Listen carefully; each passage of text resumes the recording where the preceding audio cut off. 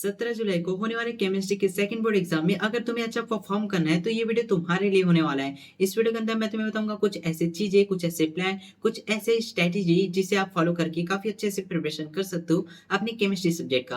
अब देखो, सबसे पहले आपको ये पता होना चाहिए कि इसका वेटेज क्या होता है हर टॉपिक्स का।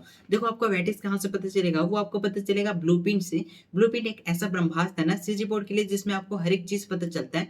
कौन सा चैप्टर आपको पहले पढ़ना चाहिए, कौन सा हाई वेटेज है, कौन सा लो वेटेज है, एंड किससे आपको ज्यादा ध्यान देना है। हर एक चीज आपको पता चलता है ब्लूप्रिंट से। सो ब्लूप्रिंट को बिल्कुल भी इग्नोर मत करना। आगे मैं आपको समझाने वाला हूँ कि कौन कौन से चैप्टर आपके लिए इंपॉर्टेंट होंगे एंड कौन से आपको पहले करने चाहिए। देन केमिस्ट्री एक ऐसा सब्जेक्ट है जो कि भाई सिंगल सब्जेक्ट तो बिल्कुल भी नहीं है। इसके अंदर में पूरे के पूरे 3 सब्जेक्ट आते हैं एंड इसे टॉपिक मत समझना, इसे पार्ट मत समझना, बल्कि ये खुद के सब्जेक्ट है। भाई मतलब क्या ही तो बताऊं, इनको पढ़ने के तरीके अलग होते हैं और इन्हें समझने का तरीका तो और भी ज्यादा अलग होता है। याद तो कुछ होते नहीं, कुछ ऐसा चीजें हैं जो भाई मतलब रखने से ही होता है, कुछ ऐसी चीजें हैं जिसे बहुत ज्यादा समझना पड़ता है।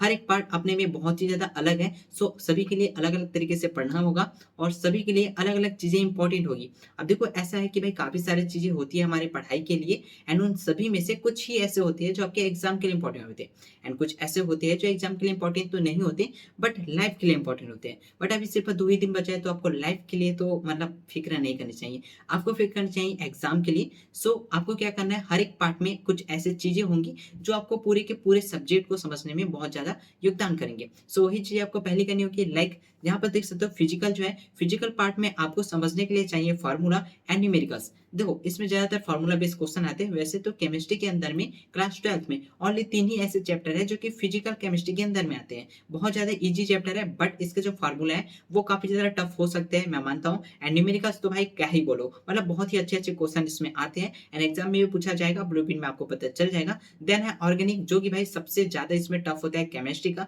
इसमें काफी सारे रिएक्शंस होते हैं, काफी सारे मैकेनिज्म्स होते हैं। अब ये सारे के सारे रिएक्शन ना आपको याद करने होंगे, मतलब बहुत ही ज्यादा मुश्किल होता है एंड काफी सारे रिएक्शन ऐसे होते हैं जिसे आपको बनाना होगा।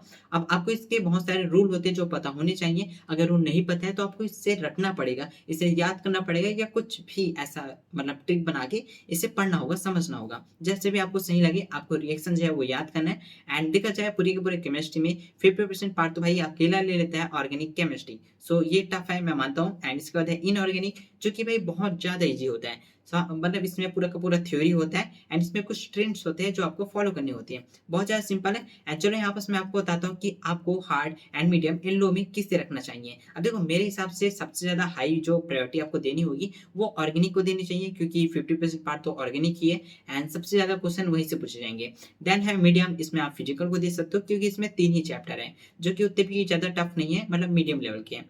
देन है फिर लो प्रायोरिटी में हम देंगे इनऑर्गेनिक को, क्योंकि इसमें 2 चैप्टर है एंड थ्योरी बेस है। इसमें आपको ज्यादा डिफरेंट वाले ही क्वेश्चन पूछे जाते हैं डिफरेंस करने के लिए। सो हम देख लेते हैं इसकी पूरी की पूरी ब्लूप्रिंट को। देन मैं बताऊंगा कौन से चैप्टर आपको पहले पढ़ने चाहिए। केमिस्ट्री इस सब्जेक्ट में हमारे 12th क्लास में ओनली 10 चैप्टर है, 10 यूनिट है एंड पूरे के पूरे 10 चैप्टर एक एक यूनिट में बांटा गया है। अब सभी यूनिट में आपको यहाँ पर समझने की देरी नहीं करनी चाहिए कि कौन सा आपके लिए हाई वेटेज होगा। अब जहां तक आप ब्लूप्रिंट देखोगे तो आपको पता चलेगा सभी का वेटेज तो है सेम ही है, बट हाँ, इसमें कुछ लॉन्ग क्वेश्चन पूछे जाते हैं, कुछ शॉर्ट। सो आपको वो ध्यान में रख के यहाँ पर पढ़ाई करनी होगी। लाइक सबसे पहले अगर आप अभी केमिस्ट्री स्टार्ट नहीं किए हो सो आपको स्टार्ट करना चाहिए लास्ट से, जो कि है ऑर्गेनिक का। अब देखो, मैं पहले आपको बता देता हूँ कौन सा ऑर्गेनिक है, कौन सा फिजिकल है एंड कौन सा यहाँ पर इनऑर्गेनिक होने वाला है। शुरुआत के 3 चैप्टर जिसे हम लोग यहाँ पर फिजिकल में डालते हैं। देन इसके बाद 2 चैप्टर जो कि है इनऑर्गेनिक के, फिर बाकी के सभी जो चैप्टर्स हैं वो सभी आ जाते हैं अपने ऑर्गेनिक के। अब यहाँ पर मैं आपको बता दूं कौन सा इजी है, कौन सा टफ होने वाला है। देखो, फिजिकल की ये तीनों जो चैप्टर है वो जहां तक मैं बोलूँ तो मीडियम के हैं एंड इसमें से काफी मार्क्स के क्वेश्चन आपके बन जाएंगे, बहुत ही अच्छे तरीके से बन जाएंगे।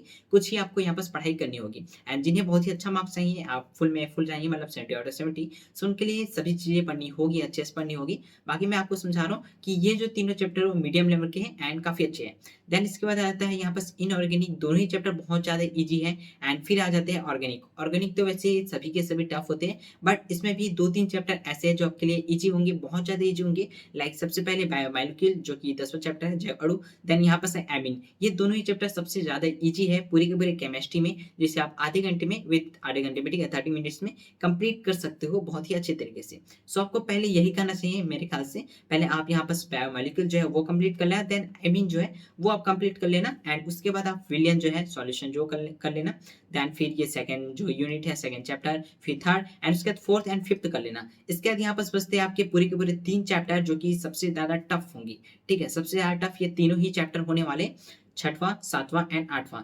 ये जो है वो टफ होने वाले हैं, सो इसे आप आराम से पढ़ना, इसमें रिएक्शन जो है सबसे ज़्यादा होने वाले हैं।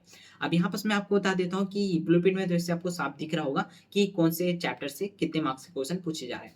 लाइक यहाँ पास विलियन में आपको 3 नंबर का और 4 नंबर का मिलता है, जिसमें नॉर्मली क्वेश्चन आएंगे। हो सकता है इसमें डिफरेंस वाला एक क्वेश्चन आ सके एंड वैसे 2026 में आ चुका है, सो चांस कम है। बट यहाँ पर देखा जाए तो राउल का नियम ये काफी ज्यादा इंपॉर्टेंट है मुझे लग रहा है, सो आप इसे जोर से पढ़ लें राउल का नियम। एंड उसके बाद है दिमाग में अनमन उन्नयन, ये जो है वो चीजें बहुत ज्यादा इंपॉर्टेंट हो जाती है, सो आप ये कर लेना। देन इसके बाद सेकंड चैप्टर जिसमें आपको 5 नंबर का क्वेश्चन मिलता है और इसमें बैटरी जो सेल है ना उनके बारे में पूछा जाता है, जैसे डेनियल सेल होता है एंड इसमें और भी कुछ इंपॉर्टेंट चीजें हैं जो मैं आपको अगली वीडियो में बताऊंगा या फिर मैं आपको ग्रुप में सेंड कर दूंगा कुछ इंपॉर्टेंट क्वेश्चन फाइंड करके। वैसे मैंने फिजिक्स का जो पेपर है उसे एनालिसिस किया, देन मुझे पता चला कि वो मीडियम लेवल का था, बट कुछ ऐसे क्वेश्चन थे जो कि बहुत ज्यादा टफ थे। ठीक है, मतलब उतने भी टफ नहीं बट टफ थे, अगर आपको पूरी डीपली पढ़नी होगी तब जाके आप वो सारी चीजें समझ पाओगे। तो इसके लिए भी अगर केमिस्ट्री में ऐसे क्वेश्चन आते हैं तो आपको अच्छे से प्रिपरेशन करनी होगी, उस लेवल पे जाके प्रिपरेशन करनी होगी, तब जाके आपका जो क्वेश्चन है वो बनेगा। सो यहाँ पास 5 नंबर में आपको 9 नंबर क्वेश्चन मिलेंगे, डायग्राम वाले जो है वो यहाँ पास आपको मिलने वाले हैं। एंड देन उसके बाद तीसरा चैप्टर जिसमें आपको 3 नंबर का मिलेगा, इसमें बहुत ही ज्यादा इजी क्वेश्चन जो है वो पूछे जाते हैं। फार्मूला बेस इसमें नहीं आएगा ज्यादातर, आप इसके लिए फिक्र मत कीजिए। एंड इसके बाद है यहाँ पास इनऑर्गेनिक का DNF ब्लॉक जिसमें 5 नंबर का है, और सबसे ज्यादा इजी 5 नंबर में जो आप जल्दी से ले पाओगे वो यही चैप्टर का होने वाला है। इसमें आपको ना ओनली डिफरेंस पूछा जाएगा, या पूछा जा सकता है DNF ब्लॉक में यहाँ पे डिफरेंट बता दो, या पूछा जा सकता है लेंथेनेट्स एक्टिनेट्स में डिफरेंट बता दो। तो कुछ ऐसे ही क्वेश्चन आएंगे बहुत ज्यादा इजी। एंड हाँ, इसमें ब्लॉक वाले भी क्वेश्चन आते हैं, सो उसमें आपको थोड़ा सा सतर्क रहना पड़ेगा, काफी इजी। देन इसके बाद यहाँ पास जो है 5वां यूनिट 5वां चैप्टर, इसमें भी बहुत ज्यादा इजी आएंगे क्योंकि इसमें ना ओनली यौगिक जो कंपाउंड वगैरह है वही पूछा जाता है, इसमें कोई रिएक्शन वगैरह नहीं होने वाला है, काफी इजी है। थ्योरेटिकल बेस यहाँ पर क्वेश्चन पूछे जाते हैं। देन फिर आ जाता है यहाँ पर अपना 6वां यूनिट जो कि हेलो एल्केन्स होने वाला है। इसमें तो रिएक्शन पूछा जाएगा, 3 मार्क्स में रिएक्शन ही आता है ज्यादातर, और इसमें एक क्वेश्चन जो है वो ज्यादा पूछा जाता है, वो यहाँ पर थ्योरी ही होता है, जिसमें आपको कुछ प्रकार पूछे जाते हैं जैसे कार्बोहाइड्रेट्स वगैरह हो गए, इनके कुछ प्रकार जो है वहां पर आ जाते हैं। इसके बाद देन यहाँ पर देखा जाए तो 7वां यूनिट इसमें आपको मिल जाता है अल्कोहल फिनॉल ईथर, इनके बनाने की संरचना आपको पूछी जा सकती है, अल्कोहल का निर्माण कैसे होता है, ये चीजें फिनॉल ईथर के सूत्र वगैरह भी पूछे जा सकते हैं। देन इसके बाद जो अगला यहाँ पर है वो देखा जाए तो 8वां, इसमें आपको 5 नंबर का मिलेगा, तो ये थोड़ा टफ हो सकता है क्योंकि इसमें रिएक्शन आएंगे। इसमें आपको 2 टाइप के रिएक्शन मिलेंगे, या तो रिएक्शन लिखने के लिए हो जाएगा, या आपको लग जाए कि क्या होगा, ऐसा कुछ क्वेश्चन आता है जब इन चीजों को मिलाया जाए, सो उनके बाद क्या होता है वो यहाँ पास क्वेश्चन पूछे जाते हैं। देन यहाँ पास मैंने बताया 9वां यूनिट जो कि बहुत ज्यादा इजी है, इसमें आपको 2 और 3 नंबर के क्वेश्चन मिलते हैं जो कि बिल्कुल भी देखा जाए तो मतलब नॉर्मल ही होते हैं, ऐसा रिएक्शन वाला तो बहुत ही कम होते हैं चांस, इसमें थ्योरी ज्यादा पूछे जाएंगे।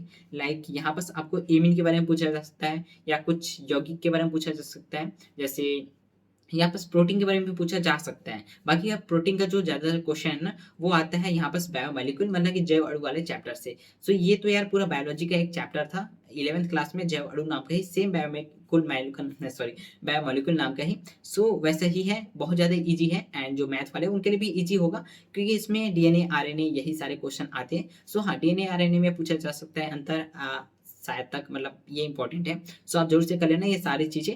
एंड यहाँ पास देखा जाए तो आपको पहले यही दोनों करने चाहिए, देन इसके बाद आपको फर्स्ट लेके फिफ्थ तक करना है, एंड लास्ट में आपको ये तीनों जो चैप्टर है वो करनी है। कहाँ से पढ़ने हैं लेक्चर आपने ढूंढना स्टार्ट कर दिया होगा तो अच्छी बात है, नहीं तो मैं ट्राई करूंगा कुछ English medium and Hindi medium दोनों के लिए ही लेक्चर्स ढूंढने की, देन आपको मैं प्रोवाइड करा दूंगा। अब इसके बाद अगला देखा जाए तो यहाँ पास आपको पता होना चाहिए, कुछ रिसोर्सेस आपके पास होने चाहिए, कुछ ऐसे चीजें जिससे आप पढ़ाई कर सकते हो। लाइक सबसे पहले आपको परीक्षा बोध चाहिए जिसमें PYQ होंगे, पिछले 3 से 5 साल के PYQ जो कि आपको सॉल्व करने हैं, प्रैक्टिस करने हैं या रीड करने हैं जैसा आपको सही लगे। देन उसके बाद PYQ जो कि 2025 का जो सेकंड बोर्ड एग्जाम हुआ था वो वाला आपको चाहिए, वो आपको ग्रुप में मिल जाएगा, हमारे टेलीग्राम और व्हाट्सएप ग्रुप दोनों में ही आप चेक कर लेना, आपको मिल जाएगा। देन इसके बाद आपको मॉडल पेपर, देखो अभी फिजिक्स का जो एग्जाम हुआ था उसमें सभी सेट का देखा जाए तो 30+ या 35+ कुछ मार्क्स का मॉडल पेपर से आए हैं, तो अगर आपको सिर्फ पास होना है तो आप मॉडल पेपर कर सकते हो, बट सिर्फ आप मॉडल पेपर मत करना, इसके अलावा आप पीवाईक्यू भी थोड़ा-सा कर लेना, जिसके बाद आप पास हो जाओगे आराम से। एंड इसके बाद यहाँ बस देखा जाए तो आपको कुछ टिप्स जो है वो फॉलो करने हैं एग्ज़ाम के अंदर में। एग्ज़ाम में जब आप लिखते हो तो उस टाइम में आपको कुछ ना कुछ चीज़ें ध्यान में रखनी होती है केमिस्ट्री एग्ज़ाम में खासकर। जैसे कि सबसे पहले तो आप अगर आप आंसर लिखते हो, सो सभी सब्जेक्ट में मैं बोलता हूँ कि आपको जो मेन कीवर्ड होता है वो आपको अंडरलाइन करना चाहिए, डायग्राम हो गया वो आपको हाइलाइट करना चाहिए, रिएक्शन जो है उसे बैलेंस करने की कोशिश करनी चाहिए। वैसे कभी-कभी बैलेंस नहीं होता है तो आप उसे ऐसे छोड़ सकते हो, बट ट्राई करना कि सभी के सभी रिएक्शन जो है वो बैलेंस हो सके अच्छे से। देन इसके बाद यहाँ पास आपका जो फ़ॉर्मूला है, इक्वेशन वगैरह है, वो चीज़ें भी सही अच्छे तरीके से आपको यहाँ पास डालना है। देन फिर इंपॉर्टेंट पॉइंट अंडरलाइन करना है जिसको मैंने बोला। एंड इसके बाद आपको देखो जो फ़ॉर्मूला वाला स्ट्रक्चर होता है ना मैकेनिज़्म वाला, वो आपको सही से करना है। लाइक यहाँ पास आप देखोगे तो ये है बेंजीन रिंग एंड ये जो OH है वो क्या होता है भैया, हमारे ये होता है हाइड्रॉक्सिल, यहाँ पास एक ग्रुप होता है जिसका फंक्शनल ग्रुप है, ठीक है? एंड फंक्शनल ग्रुप के बाद यहाँ पास बात की जाए कंपाउंड ग्रुप की तो ये फिनॉल में आ जाता है। एंड इसका नेचर क्या है? इसका नेचर जो था वो था एटॉमिक अल्कोहल। हाँ, एटॉमिक अल्कोहल इसका नेचर है। इसका फंक्शनल यहाँ पास ग्रुप बात की जाए तो यहाँ पास हाइड्रॉक्सिल ग्रुप आ जाता है एंड यहाँ पास कंपाउंड ग्रुप जो है वो फिनॉल आ जाता है। सो इस टाइप से आपको याद होना चाहिए किसका है, ये बेंजीन रिंग है, OH है, मतलब कि फिनॉल का आ जाता है। सो ये आपको पता होना चाहिए एंड मैं बोलूँगा कि आप यही चीज़ें अच्छे से लिखना, क्योंकि इसमें मिस्टेक के चांस जो है बहुत कम हो जाते हैं एंड ये ईज़ी भी होता है, ठीक है? रिएक्शन लिखने से तो अच्छा ही होता है। अब बेंजीन का आपको पता ही है क्या होता है, C6H5 होता है एंड ये OH डालेंगे तो ये फिनॉल का हो जाता है, ठीक है? अब इसके बाद यहाँ पास देखा जाए अगला, तो आपको यहाँ बस ना जो भी कंपाउंड्स वगैरह होंगे, ये जो भी कंडीशन वगैरह दिए जाते हैं कि भाई ऐसा चीज़ें हैं, इसमें हम ये चीज़ें कर रहे हैं, सो वो चीज़ें ना वैल्यू वगैरह दी जाती है, कंडीशन दी जाती है, वो आपको ऊपर-नीचे जो है एरो की वो लिखना ज़रूरी हो जाता है। सो आप अच्छे से लिखना, इसके बाद ये जो केमिस्ट्री का एग्ज़ाम है वो काफ़ी अच्छा जाएगा। ये छोटी-छोटी मिस्टेक्स है जो कि हम कभी-कभी भूल जाते हैं या सिली मिस्टेक कर देते हैं, तो इस पे आपको ध्यान देना पड़ेगा। एंड इसके बाद यहाँ बस बात की जाए कि भाई 2 दिनों का प्लान कैसा होना चाहिए, वैसे तो आप अच्छे से पढ़ाई करना सारी चीज़ें, बट अगर आपको समझ बिल्कुल भी नहीं आ रहा कि 2 दिन में क्या करना चाहिए, सो आप ये ट्राई कर सकते हो, मुझे ऐसा लगा तो मैंने यहाँ बस 8 किया हुआ है। लाइक सबसे पहले तो आप पहले दिन में, मतलब आज ये जो वीडियो डल रहा है उसी दिन आप क्या करना, ब्लूप्रिंट के हिसाब से देखना, सबसे ज़्यादा जो मार्क्स वाले चैप्टर्स है ना, उसे क्या करना, पढ़ना, ठीक है? एंड परीक्षा बोर्ड वगैरह निकालना जिसमें एमपी क्वेश्चन जो है आपको मिल जाएँगे एंड उसके बाद उसकी प्रैक्टिस करना। तो आप पहले यही कर सकते हो, ब्लूप्रिंट देखना, सबसे ज़्यादा हाई वेटेज जो चैप्टर्स है, टॉपिक्स है, वो चीज़ें पहले कंप्लीट कर देना, फर्स्ट डे के अंदर में सारी चीज़ें कंप्लीट हो जाएगी। देन सेकंड दिन में आपको क्या करना है, 3 से 5 ईयर के जो पीवाईक्यूज़ है वो प्रैक्टिस करना है एंड मॉडल पेपर जो है वो आप प्रैक्टिस कर सकते हो। चाहो तो एक मैं प्रैक्टिस पेपर जो कि मैंने बोर्ड एग्ज़ाम में बनाया हुआ था, वो भी मैं अपलोड कर दूँगा, उसे भी आप चाहो तो प्रैक्टिस कर सकते हो या एक बार पढ़ लेना। जो क्वेश्चन आ चुका है उसे स्किप कर देना, काफ़ी सारे क्वेश्चन जो है वहाँ से आए थे। अब एक बार देखना, आपको पता चल जाएगा। अब यही सारी चीज़ें थी जो आपको पता होनी चाहिए एंड बात करें फोकस में, आपको किस चीज़ में फोकस करना होगा, तो भाई आपको ना जितने पहले आप पढ़ चुके हो बस वही चीज़ें पढ़ना है, न्यू चीज़ें मत पढ़ना, क्योंकि न्यू चीज़ें आप पढ़ोगे तो भाई 2 दिन में कन्फ्यूजन जो है बहुत ज़्यादा बढ़ जाता है। एंड केमिस्ट्री तो भाई सबसे ज़्यादा, मतलब मुझे सच बताऊँ तो मुझे तो यार एक्सेप्शन लगता है, ठीक है? सबसे ज़्यादा एक्सेप्शन केमिस्ट्री में होता है, बट केमिस्ट्री ही मुझे एक्सेप्शन लगता है। मतलब भाई बायोलॉजी वाला हूँ, फिर भी केमिस्ट्री मुझे अच्छा नहीं लगता। बट हाँ, मैं बोलूँगा कि यार न्यू चीज़ मत पढ़ना अभी, एंड काफ़ी अच्छा है वैसे, केमिस्ट्री तो काफ़ी अच्छा है। इससे प्यार हो जाता है जब हम पढ़ना स्टार्ट करते हैं। बट यही प्रॉब्लम आती है, क्वेश्चन नहीं बनते हैं। हाँ, तो इस बात का आप अच्छे से ध्यान रखना। रिएक्शन वगैरह पे ज़्यादा आपको ध्यान देना, वही सबसे ज़्यादा इंपॉर्टेंट होंगे एंड इसमें ही आपको मार्क्स मिलेंगे। बाकी पास होने के लिए आप थ्योरिकल जो भी यहाँ पर टॉपिक्स है वो पढ़ लेना एंड इसका टारगेट में आपको क्या करना है, सिर्फ़ अगर पास होना है ना, अगर आपका टारगेट सिर्फ़ पास होना है, तो मैंने बोला कि भाई थ्योरी वाले जो भी हैं वो आप कर लेना, इनऑर्गेनिक और फिजिकल के ही कर लोगे तो सारी चीज़ें कंप्लीट हो जाएगी। बाकी ऑर्गेनिक में जाने की ज़रूरत नहीं है अगर आपको पास होना है एंड अगर आपको 50 प्लस लाना है, सो मैं बोलूँगा कि आप हाई वेटेज जो है ब्लूप्रिंट में वो देखिए, सारी चीज़ें कंप्लीट हो जाएगी। इंपॉर्टेंट क्वेश्चन बताना, केमिस्ट्री के लिए थोड़ा-सा टफ हो सकता है, क्योंकि पिछली बार अभी जो बोर्ड एग्ज़ाम हुआ था, मतलब 2026 का ही, इसमें ज़्यादातर थ्योरी वाले क्वेश्चन आए हैं, बहुत ज़्यादा थ्योरी वाले क्वेश्चन। सो चांस इसमें है कि थ्योरी वाले क्वेश्चन कम आएँ, सो इसमें आपको ज़्यादा ध्यान देनी पड़ेगी। एंड जहाँ तक अभी पैटर्न देख रहा हूँ सेकंड बोर्ड हिसाब का, थोड़ा-सा हाई लेवल जा रहा है, मतलब उस वाले बोर्ड एग्ज़ाम से थोड़ा-सा ऊपर जा रहा है। सो इसके लिए आपको अच्छे से प्रैक्टिस करनी पड़ेगी एंड सो मिलते हैं नेक्स्ट वीडियो में एंड अगली वीडियो हो सके तो इंपॉर्टेंट क्वेश्चन का हो सकता है। बाय चांस अगर नहीं आता है ऐसे इंपॉर्टेंट क्वेश्चन का वीडियो, सो मैं ग्रुप में अपलोड कर दूँगा।